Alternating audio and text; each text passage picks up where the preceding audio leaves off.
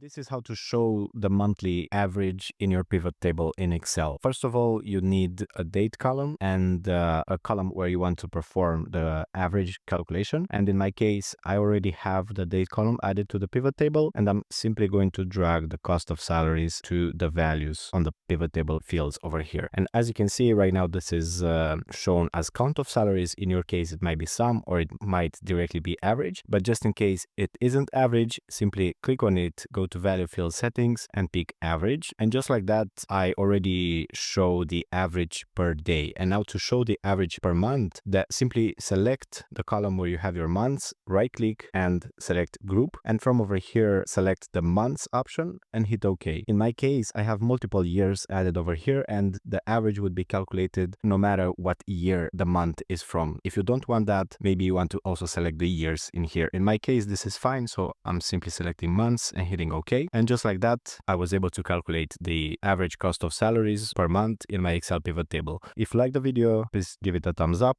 and I'll see you in the next one.